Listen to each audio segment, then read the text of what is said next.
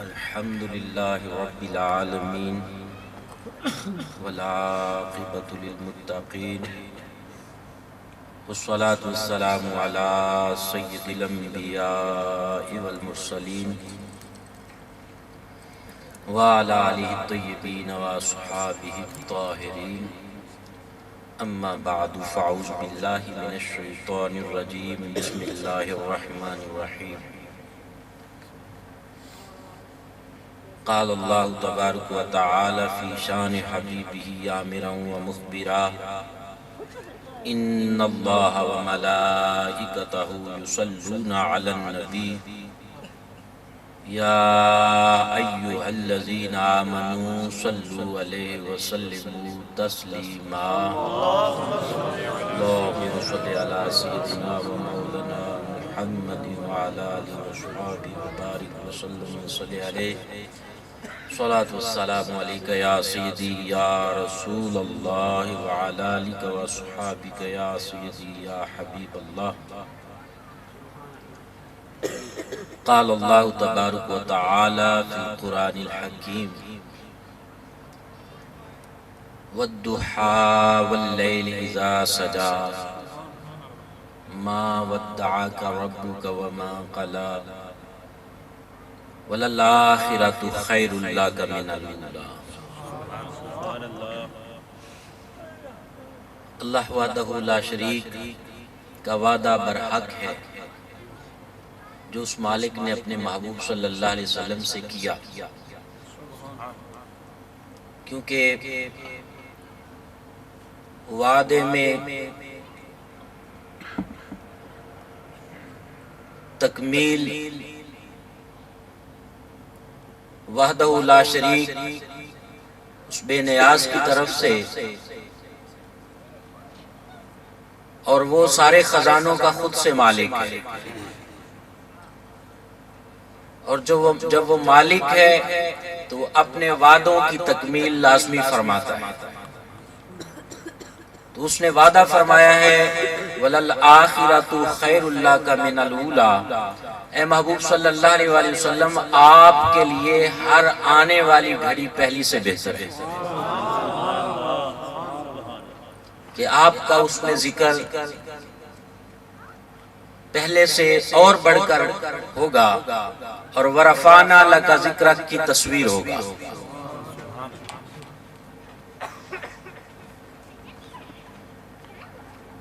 چونکہ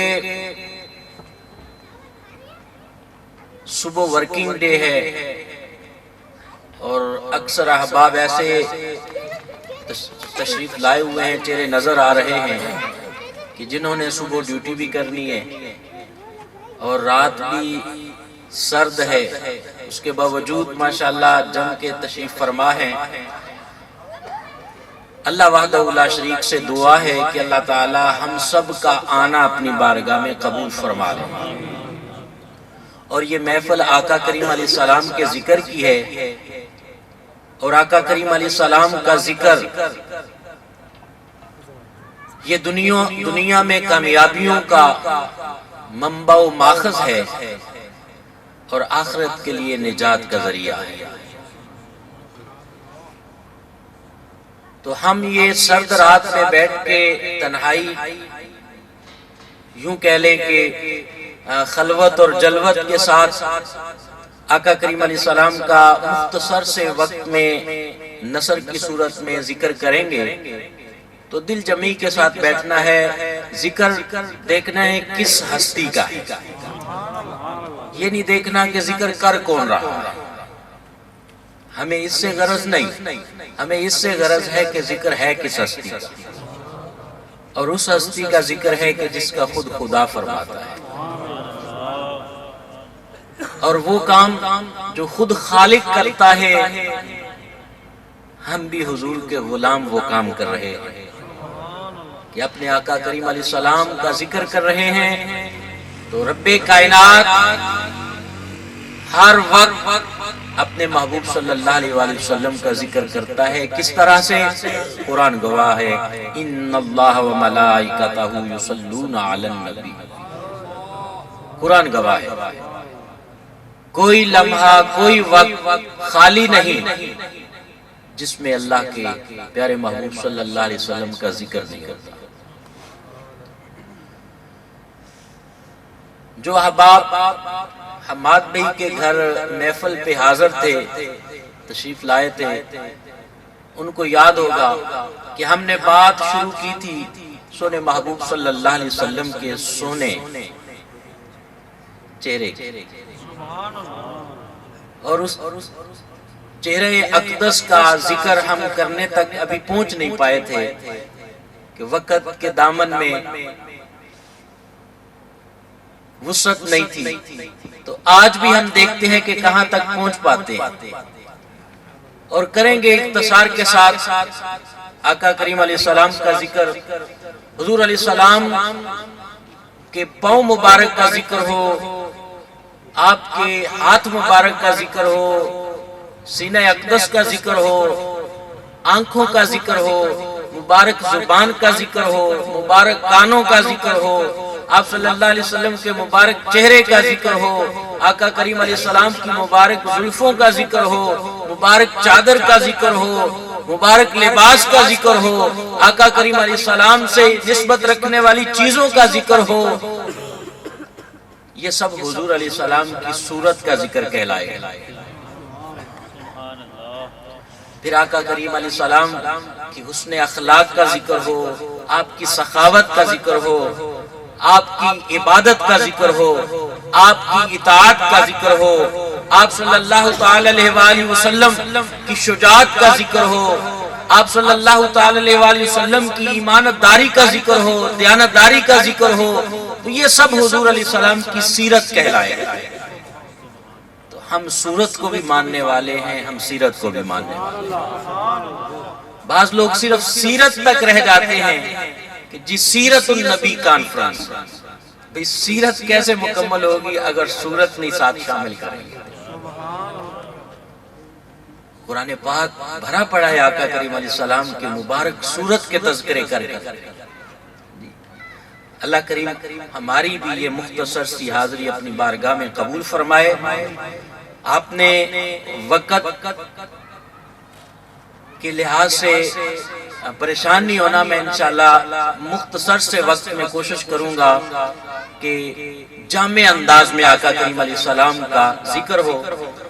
تو ہم اسی بات کو آگے چلاتے ہیں کہ جو حماد بھائی کے گھر چھوڑی تھی، آقا کریم علیہ السلام کے مبارک پاؤں سے ہم شروع ہوئے تھے حضور علیہ السلام کی مبارک صورت کا ذکر کرنے۔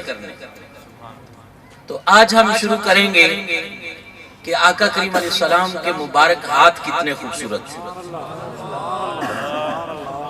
دعا ہے کہ مولا کریم ہمیں آقا کریم علیہ السلام کے مبارک ہاتھوں سے مصافحے کی سعادت نصیب فرما دے، زیارت نصیب ہو جائے۔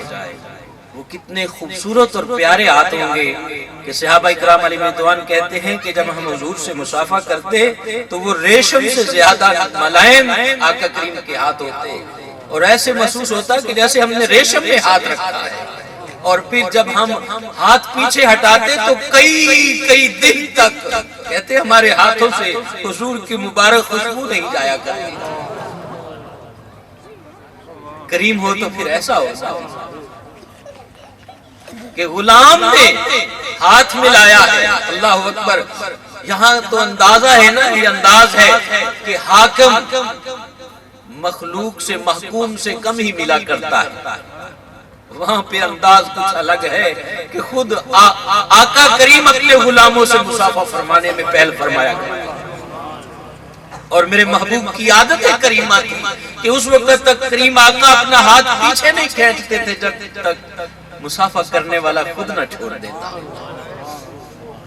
کہ یہ کریم کی عادت ہی نہیں کہ ہاتھ کھینچ لینا، بلکہ کریم کی عادت تو یہ ہے کہ گرتے ہوئے کو ہاتھ کا سہارا دے دینا۔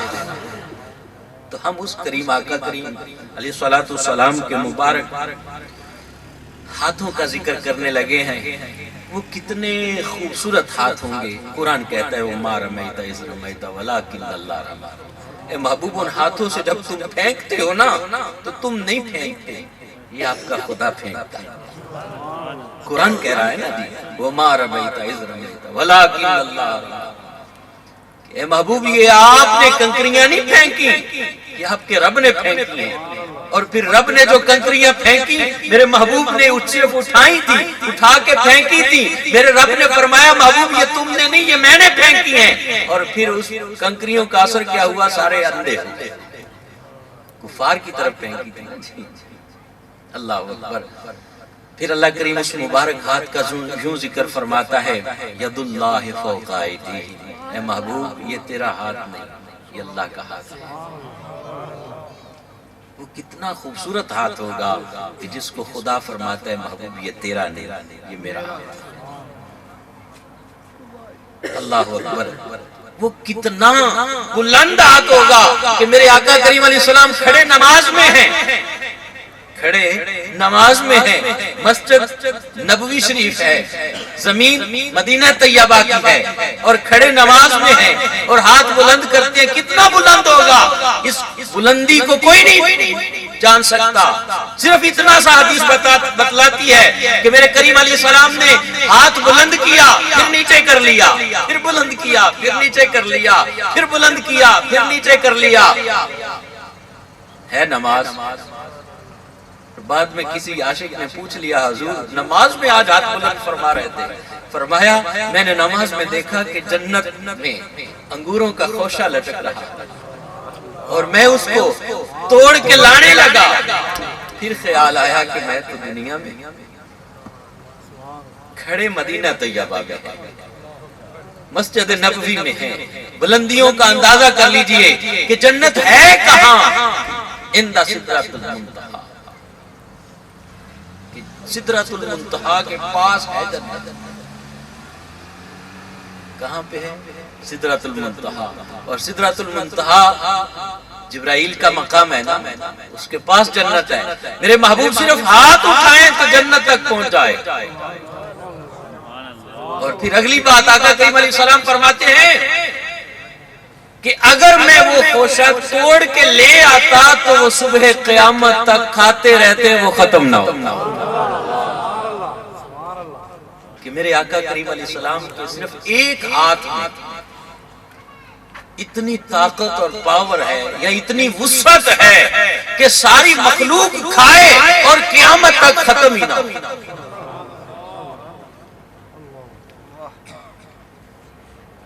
سبحان اللہ۔ وہ مبارک ہاتھ، اللہ اکبر، اس کی بلندی کا اندازہ کیجئے، جسے بارے دو عالم کی پرواہ نہیں، کتنی طاقت خدا نے دی ہوگی۔ بار کہتے ہیں بوجھ کو، کہتے ہیں دو عالم کا بوجھ بھی ہو میرے محبوب اٹھا لیتے ہیں۔ اللہ اکبر۔ میرے محبوب صلی اللہ علیہ وسلم اپنے گناہگار غلاموں کے گناہوں کو کس طرح رب کی بارگاہ میں پیش کریں گے اور رب تعالیٰ کی بارگاہ سے بخشوائیں گے۔ اللہ اکبر۔ آقا کریم علیہ السلام کے مبارک ہاتھ کی برکت پوچھنی ہے تو شاقان مصطفیٰ سے پوچھئے، غلامان مصطفیٰ سے پوچھئے، صحابہ سے پوچھئے۔ جناب ابو بکر آپ نے بھی تو حضور سے مصافحہ کیا ہوگا نا، بتلاؤ تو صحیح میرے آقا کریم کا ہاتھ کیسا تھا۔ جناب عمر آپ نے بھی تو ہاتھ ملایا ہوگا، بتلاؤ تو صحیح۔ جناب عثمان غنی آپ نے بھی ملایا ہوگا، بتلاؤ تو صحیح۔ اے مولا مشکل کشا آپ تو بتلا دو۔ فرماتے ہیں کہ جب آقا کریم علیہ السلام سے ہم ہاتھ ملاتے تھے ہمارے دل کے غم دور ہو جایا کرتے تھے۔ مولا کائنات بیمار پڑ گئے، خیبر کا موقع ہے، فتح نہیں ہو رہا۔ میرے محبوب صلی اللہ علیہ وسلم فرماتے ہیں 40واں روز ہے، آخری دن جو مولد تھی، آخری دن ہے۔ صبح اٹھتے ہی فرمایا اے علی، علی کہاں ہے؟ عرض کی حسلہ ان کی آنکھیں دکھ رہی ہیں، طبیعت ٹھیک نہیں، فرمایا میرے پاس لے آؤ۔ اللہ اکبر۔ میرے محبوب نے ہاتھ پھیرا، سونے محبوب نے ہاتھ پھیرا، کہتے ہیں کہ اللہ کی قسم اس کے بعد ساری زندگی کبھی بیماری پاس ہی نہیں۔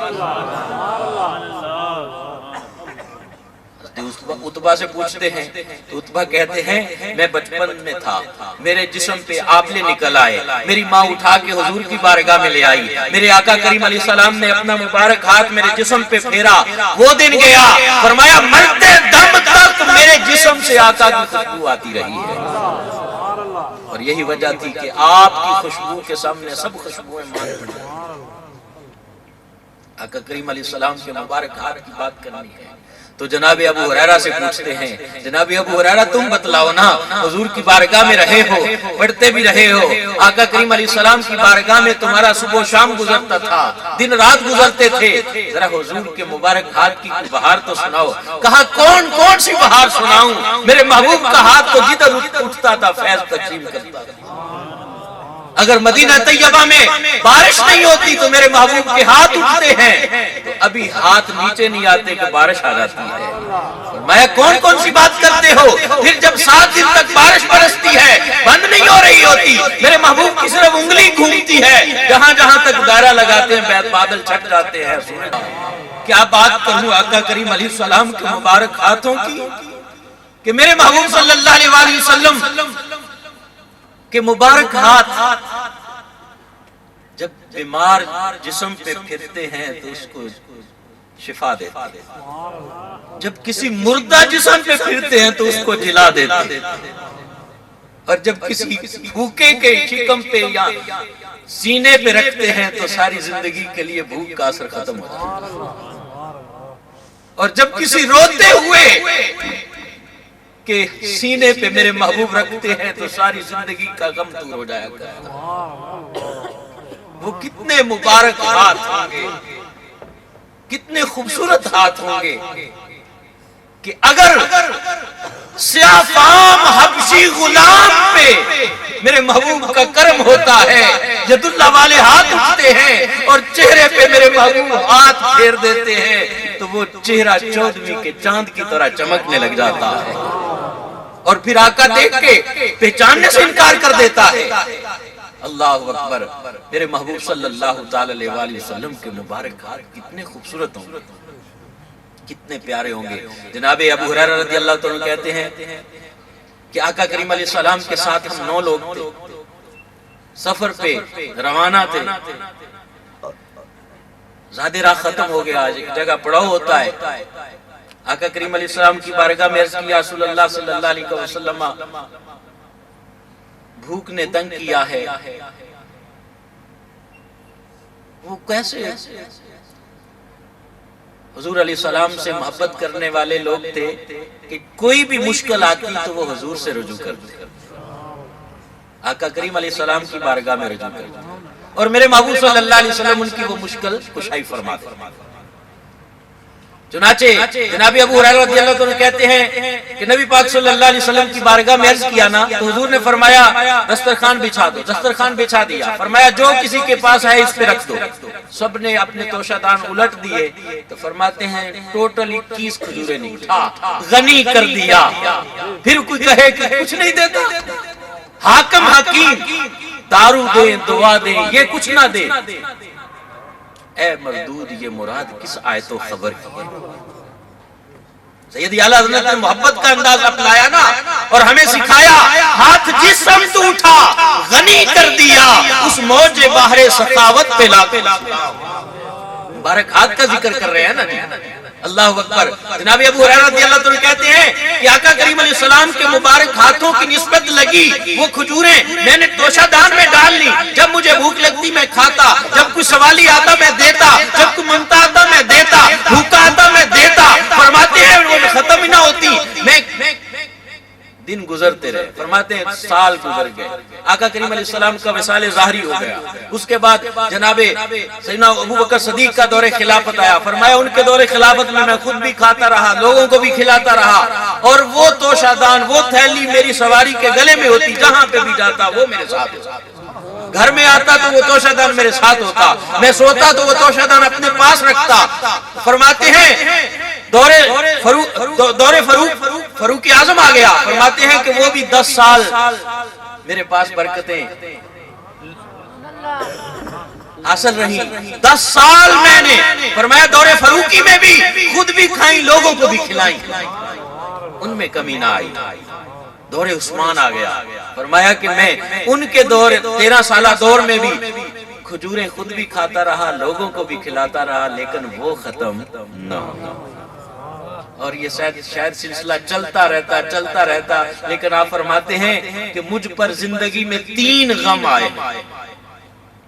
ایک جب آقا کریم علیہ السلام کا وصال ہوا, اور پھر نمبر 2 جب سیدنا عثمان غنی رضی اللہ عنہ کو بے دردی کے ساتھ پیاسے قرآن کے اوپر شہید کر دیا گیا. اور فرمایا ساتھ تیسرا مجھ پہ غم تھا کہ اسی دن میری تھیلی و توشادان گم ہو گیا. صحابی رسول کا عقیدہ ہے کہ آقا کریم علیہ السلام جو عطا کریں وہ کبھی ختم نہیں ہو سکتے. یہ آقا کریم علیہ السلام کی عطا جناب ابو ہریرہ سے پوچھتے ہیں نا جی, تو جناب ابو ہریرہ رضی اللہ عنہ کہتے ہیں کہ میں کیا بتاؤں کہ میرا خالی دامن تھا, مجھے کچھ یاد نہیں رہتا تھا. میرے محبوب علیہ السلام نے خالی ہاتھ بھر کے میری جھولی میں ڈالے, فرمایا سینے سے لگا لو, سینے سے لگایا, فرمایا اس کے بعد کبھی کوئی چیز بھولی نہیں.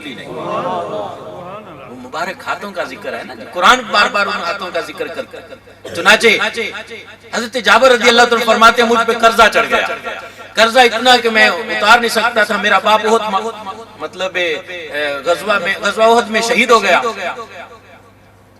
میری صرف بہنیں تھیں, اور میرے باپ نے 2 چیزیں چھوڑی تھی, یا اپنے اوپر قرضہ چھوڑا تھا یا میری بہنیں چھوڑی. فرماتے ہیں بڑی پریشانی کے دن کہ لوگ آ کے مجھے تنگ کریں, جنہوں نے قرض لینا تھا وہ یہودی تھے, تنگ کریں, کھجوریں پک گئیں. تو فرماتے ہیں کہ جو ہمارے باغ میں کھجوریں تھیں وہ شاید ایک آدمی کا قرضہ بھی پورا نہ ہوتا. تو میں نے کھجوریں توڑی, تو قرض خواہ آ گئے, ہمیں قرض دو. میں آقا کریم علیہ السلام کے پاس آ گیا, عرض کی یا رسول اللہ صلی اللہ علیہ وسلم قرض خواہ تنگ کرتے ہیں, آپ میری مدد فرمائیے. آپ صلی اللہ علیہ وسلم نے فرمایا ساری کھجوروں کو اکٹھا کرو اور جتنوں کا قرض دینا سب کو بلا لو. اللہ اکبر. حضرت جابر رضی اللہ عنہ کہتے ہیں کہ جیسے ہی میرے محبوب صلی اللہ علیہ وسلم تشریف لائے نا, پہلے تو کھجوروں کی ڈھیری, چھوٹی سی ڈھیری تھی, اس کے ارد گرد گھومے, اس کے بعد اپنا دست اقدس رکھ دیا. فرمایا اے جابر اب تم تول کے وزن کر کے دیتے جاؤ, میرا رب قرض اتارتا جائے گا.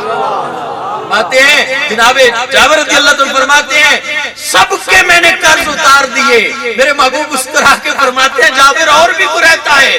عرض کی یا رسول اللہ صلی اللہ علیہ وسلم فدا کا امی و ابی, میری ماں میرا باپ قربان ہو جائے, سب کا قرض اتر گیا ہے. فرمایا یہ تمہارے لیے برکت ہے. آپ فرماتے ہیں جیسے حضور نے ہاتھ اٹھایا نا تو کھجوریں اسی طرح باقی. میرے کریم سے اگر قطرہ کسی نے مانگا دریا بہا. حضرت جابر رضی اللہ عنہ فرماتے ہیں مدتوں سے میری مراد تھی, تمنا تھی کہ میرے کریم میرے گھر میں آئے, میرے غریب خانے پہ آئیں گے. فرماتے ہیں کہ ایک دن میں نے دیکھا کہ میرے محبوب صلی اللہ علیہ وسلم نے پسینہ مبارک صاف کرنے کے لیے جیسے اپنا جوبہ اقدس اٹھایا نا, میری نظر پڑ گئی کہ حضور کے شکم اطہر پہ 2 پتھر بندے ہوئے. اللہ اکبر. میں سمجھ گیا کہ نہ جانے حضور نے کب سے کھانا تناول فرمایا ہے. میں گھر آیا, بکری ایک ہی تھی, اس کو پکڑا, چھری لی, ذبح کیا, ذبح کر کے گوشت بنا کے زوجہ کو دیا, پکاؤ, میں حضور کو بلا کے لایا. میرے آقا اسی بہانے ہمارے گھر آئے. اور واقعی عاشق کی تو وہ معراج ہوتی ہے کہ جب اس کا محبوب آ جائے. اللہ اکبر. کبھی ہمارے گھر میں بھی ہو جائے جلوہ چراغاں یا رسول اللہ. سنا ہے آپ ہر عاشق کے گھر تشریف لاتے ہیں, کبھی ہمارے گھر میں بھی ہو جائے چراغاں یا رسول اللہ. دعا کیا کریں کہ اللہ کریم ہمارے گھر میں بھی وہ دن وہ رات ایسی دکھائے کہ ہم بھی صبح اٹھیں تو ہماری زبان پہ بھی صلی اللہ کے ترانے. جناب جابر رضی اللہ تعالیٰ حضور کو بلانے چلے گئے. گھر میں 2 حساب زادے تھے. بڑے نے باپ کو یہ معاملہ کرتے ہوئے دیکھا تو اس نے بھی چھری پکڑی اور چھوٹے بھائی کو نیچے لٹایا. جس طرح باپ نے بکری کے گردن پہ چھری چلائی تھی, بڑے بیٹے نے چھوٹے بھائی کے مطلب چھوٹے بیٹے کے گردن پہ چھری چلا. وہ بیچارہ رگے کٹ گئی، تڑپنے لگ گیا۔ اتنے میں ماں نے دیکھا تو وہ بھاگی۔ اب یہ بڑا بیٹا جو ہے یہ ڈر کے مارے بھاگا، چھت پہ چڑھا، وہ بھی گر کے اللہ کو پیارا ہو گیا۔ جس گھر میں دو پھول ہوں دونوں مرجھا جائیں، جس ماں کی گود اجڑ جائے اس ماں کا کیا حال ہوگا؟ یہ تو اس ماں سے پوچھے نا کہ جس ماں کے لال کو صرف بخار ہو جائے، بیمار ہو جائے، لاچار ہو جائے، اس ماں کا کیا حال ہوتا ہے؟ تو اس ماں پہ بھی قربان جائیں دونوں ناشیں کس جگر سے اٹھائی ہوں گی، کس جگر گردے سے اٹھائی ہوں گی، دونوں ناشیں خود سے اٹھا کے اندر کمرے میں رکھ کے اوپر پلو ڈال دیا کہ کہیں میرے محبوب کی دعوت میں فرق نہ پڑ جائے، کہ مدتوں سے منتیں مان کے یہ دن لیا ہے کہ آج کریم آقا کے مبارک قدم ہمارے گھر میں لگیں گے۔ آج اگر ہم نے صف ماتم بچھا تو حضور غمگین ہو جائیں، شاید پھر تشریف نہ لائیں۔ اس لیے اس ماں کے عظمتوں پہ قربان جائیں کہ جس ماں نے اتنا جگر گردے سے کام لیا کہ اپنے دو ہی لال دونوں کی میتیں اٹھا کے کمرے میں رکھ دی اور خود کھانا پکانے میں لگ گئی کہ میرے محبوب کی دعوت۔ اللہ اکبر۔ چنانچہ دعوت پکا لی، اتنے میں سرکار آ گئے، دسترخوان بچھا، جابر بیٹھے، غلام بیٹھے، جو سرکار کے ساتھ صحابہ آئے تھے بیٹھے، کھانا تناول فرمانے لگے، کھانا آ گیا۔ حضرت جابر رضی اللہ تعالیٰ فرماتے ہیں میرے محبوب صلی اللہ علیہ وسلم کی ما ینطق عن الہویٰ والی زبان جنبش میں آئی، رحمت کے پھول جھڑنے لگے۔ فرمایا یا جابر لبیک یا رسول اللہ، فرمایا اپنے بچوں کو بلاؤ ہمارے ساتھ کھانا کھائیں۔ اب وہ کہاں سے لائے؟ اب اس خاتون کی عظمتوں کو سلام، اس نے اپنے خامد کو بھی نہیں بتایا۔ خامد جا کے پوچھتا ہے بیٹے کہاں ہیں؟ کہیں ہوں گے، کھیل رہے ہوں گے، آپ جائیں کھانا کھائیں، آقا کریم کی دعوت کو تکمیل تک پہنچائیں۔ کہا کہ سونے محبوبی تو فرما رہے ہیں، وہی تو بلا رہے ہیں۔ اب تھما ہوا طوفان اس ماں کا آنکھوں کے ذریعے بہ گیا، چھما چھم آنسو برسنے لگے۔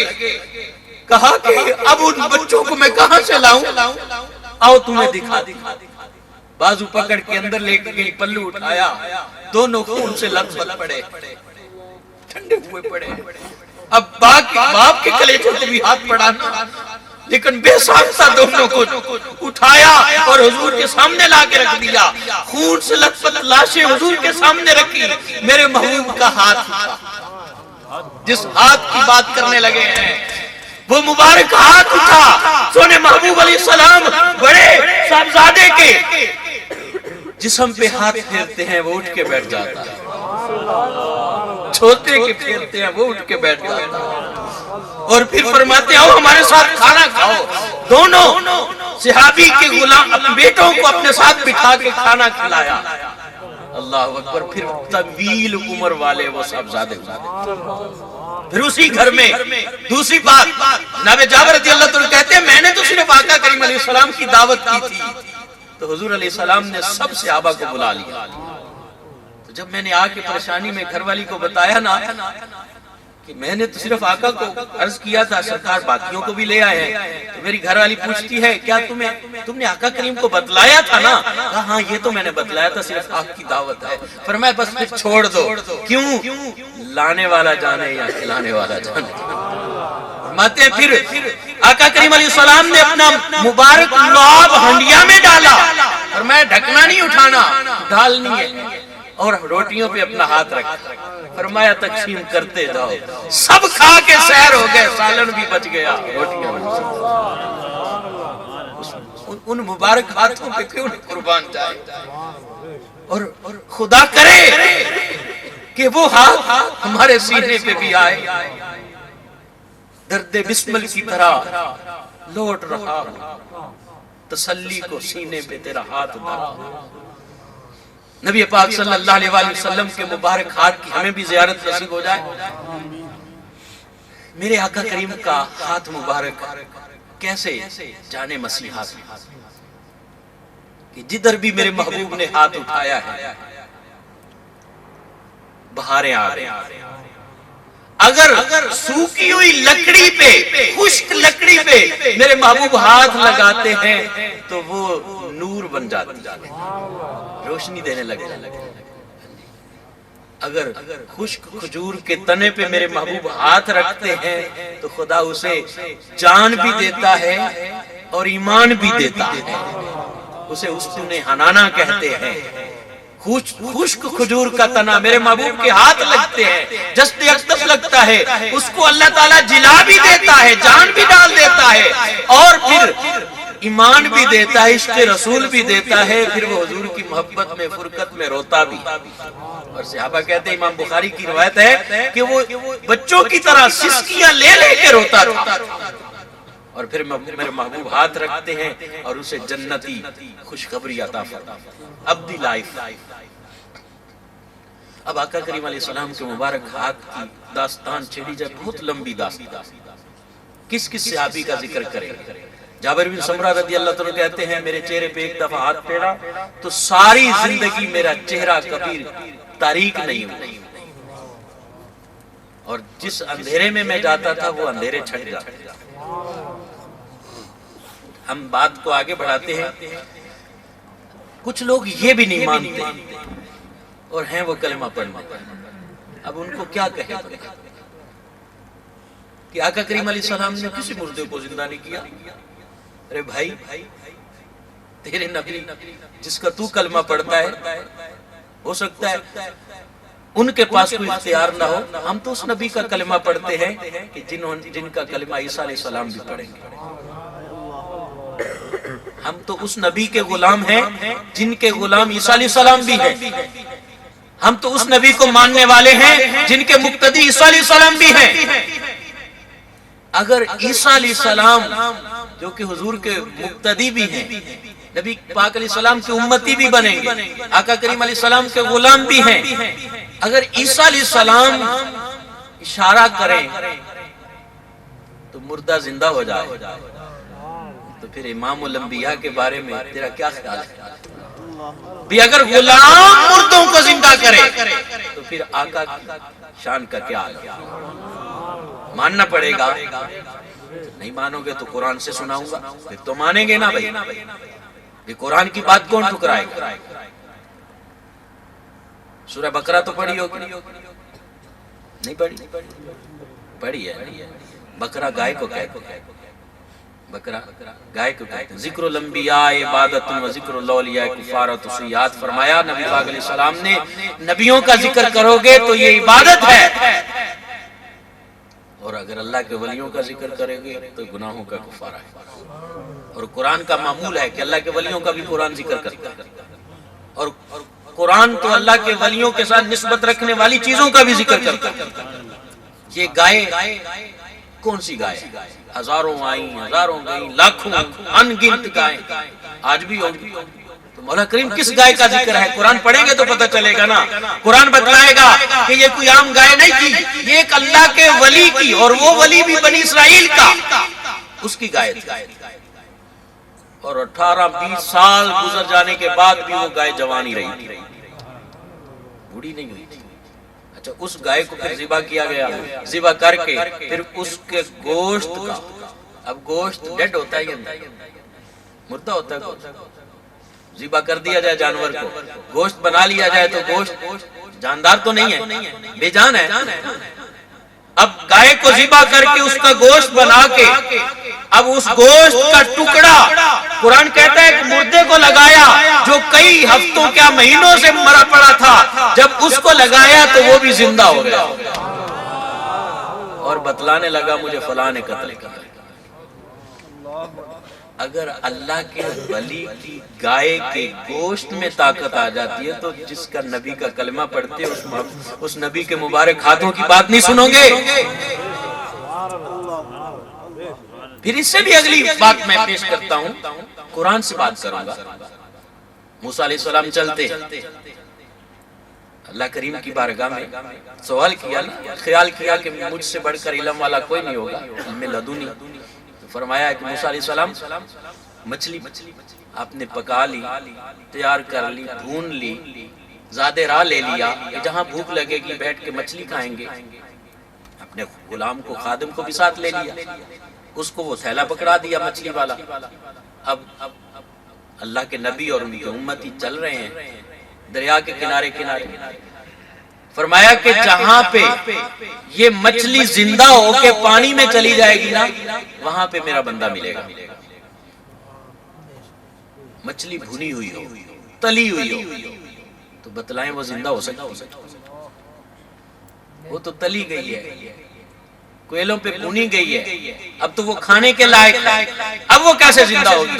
لیکن سنیے قرآن کہتا ہے کہ جہاں پر خضر علیہ السلام جس فضا میں، جس ہوا میں سانس لیتے تھے، اس سانس کی وجہ سے، برکت سے اس ہوا میں یہ کرامت آ گئی تھی، یہ کرامت تھی کہ وہ مردہ مچھلی، بھنی ہوئی مچھلی زندہ ہو کے پانی میں چلی۔